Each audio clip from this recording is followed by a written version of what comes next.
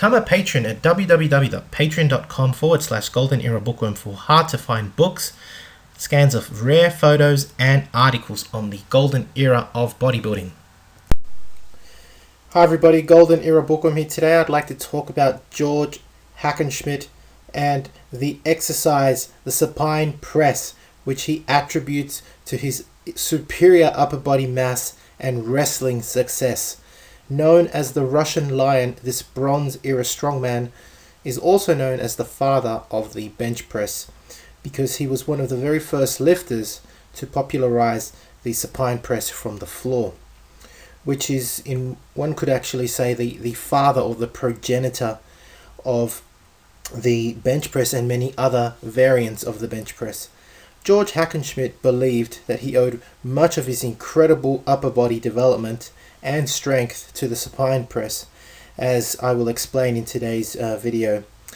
And really, just looking at this one photo, it really does speak 1,000 words, doesn't it? Just look at the thickness of his arms, his whole upper body development, his shoulders, his chest, everything, his traps. I mean, this guy is massive, right?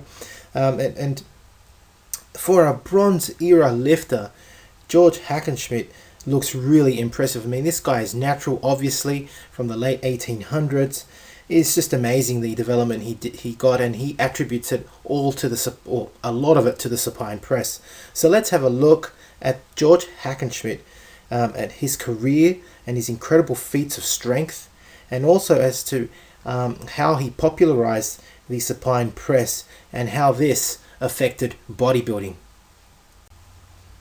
Now, George Hackenschmidt, a lot of people actually believe, because of his name, the Russian Lion, that he was actually a Russian, but he was not. He's actually an Estonian-born strongman who lived from 1877 to 1968, so a very, very long life, actually.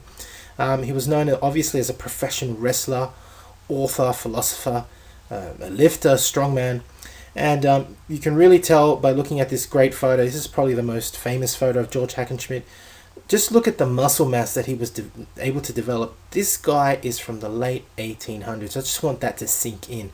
Look at the size of his upper body and the size of his thighs. He obviously attributes his upper body mass, especially his pushing muscles, to the supine press.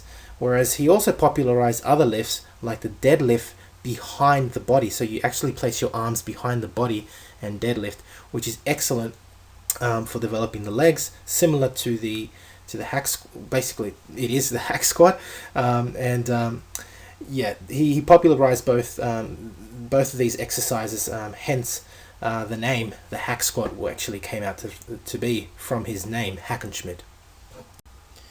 Now, along with his unforeseen and incredible muscular development for a Bronze Era lifter, George Hackenschmidt obviously possessed this incredible strength which matched his physique.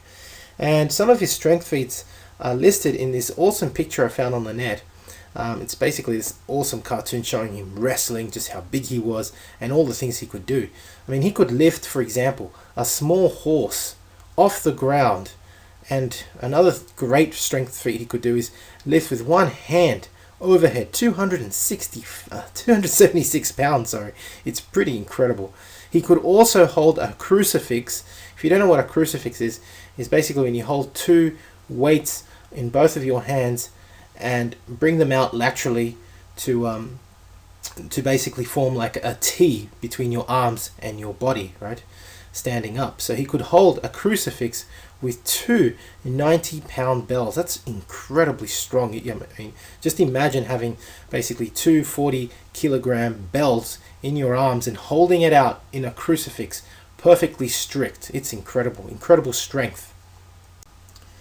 Now, the article that inspired me to create this video was actually written by Silver Era legend Mr. America from 1946, Alan Steffen, who recalls seeing a photo of George Hackenschmidt for the very first time in a muscle mag, and it must have been one of these photos. Can you imagine yourself just being not knowing your direction in life, and then seeing these photos of George Hackenschmidt and seeing, damn, I mean, wouldn't you just want to be like that? I mean, I see these photos and I say, damn, I'd like to have a physique like that, even though it's 100 years later, right? And so Alan Steffen became obsessed with Hackenschmidt's methods, and he began to gather as much material on him as possible. And in reading and studying about Hackenschmidt's methods, realized the one exercise that Hackenschmidt developed and depended on, and that was the supine press, which he greatly depended on and really popularized, as I mentioned earlier. And it was a supine press from the floor, not the bench press, which evolved from this exercise. It's a supine press from the floor. Now you may be asking, what exactly is the supine press? Well, it's actually nowadays known as the floor press. And here's a really nice diagram from George Hackenschmidt's actual book, known as The Way to Live. He wrote this book, his only bodybuilding book, amongst other psychology and philosophy books, because he was an author, as I mentioned in the beginning. Basically, what you do is you hold a barbell over your chest and you press as if you would be doing a bench press. It's very simple. However, this is the floor press, and it's very, very effective. However, George Hackenschmidt actually used another exercise known as the pullover and press. He actually would start this exercise by having the barbell behind his head. He would pull it over onto his chest, which of course would work his pulling muscles. So we're talking especially the lats in the back, right? And once over the chest, he would then press it like a floor press, which would develop his pushing muscles. And in doing so, he was able to develop his incredibly huge upper body, right? Now, what's interesting is that this particular exercise is quite famous because it is the parent or the progenitor exercise that developed later on into other exercises, such as all the variations of the bench press. We're talking close grip bench press, decline, incline bench press, whether you're using a barbell or a dumbbell. We're also talking, as I mentioned earlier, the pullover. The wrestler's neck bridge as well, done with a barbell, is another variant of this. The belly toss and other exercises, of course. These are all, you could say, the daughter exercises of the supine press that George Hackenschmidt developed. And for this reason, George Hackenschmidt is known as the father of the bench press. And to show you what the exercise that, or one of the exercises that George Hackenschmidt was very famous for, especially in regards to his strength feat, it was the wrestler's neck bridge.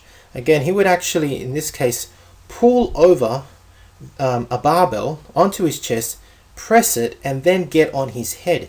And his max on this particular lift, as shown in this photo, he could pull over a 335-pound barbell from the floor to his chest and press it overhead and bridge on his neck. Can you imagine that strength feat? No wonder George Hackenschmidt was such a beast. Can you imagine doing that with almost 350 pounds? Just ponder that for a moment. That's how strong George Hackenschmidt was. And natural too. That's what's so amazing about him. Now, the supine press itself is excellent for developing the tie-in of the upper body pushing muscles. So we're talking about the chest, shoulders, and triceps. And it was actually used by all this. It was used by all the Silver Era greats. We're talking about Clancy Ross, George Eiferman, Steve Reeves, Bob McCune. He had an incredible bench press, I think of almost 400 pounds. Malcolm Brenner, Melvin Wells, Marvin Eder, you name them, they all did it. The supine press from the floor, as shown in this diagram from one of my magazines. Used by all the Silver Era greats. And why? Because of the restricted range of motion, it allows for massive poundages to be used. Plus, you've got your whole body in contact with the floor, therefore you've got greater pushing power. Again, because you can actually use incredibly heavy poundage, you are able to then develop massive musculature in your pushing muscles using the supine press or the floor press. Now, in the next video, I will go through the Silver Era methods that evolved from the use of the supine press, and as to how the supine press was actually used to develop strength, especially in the bench press.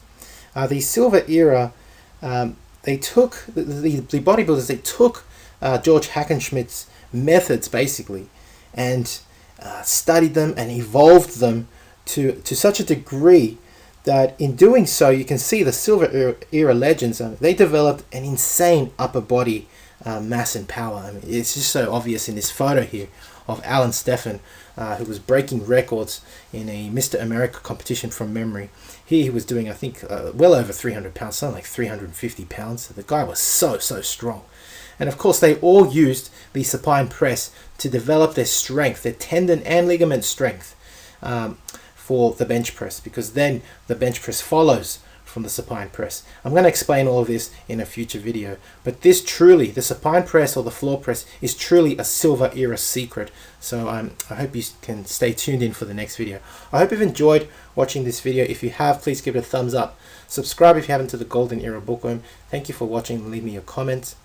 If you'd like to support my work, please donate via PayPal or become a patron at www.patreon.com/Golden Era Bookworm, or you can purchase Bronze and Silver Era courses, and even now Golden Era courses and books on my website www.goldenerabookworm.com.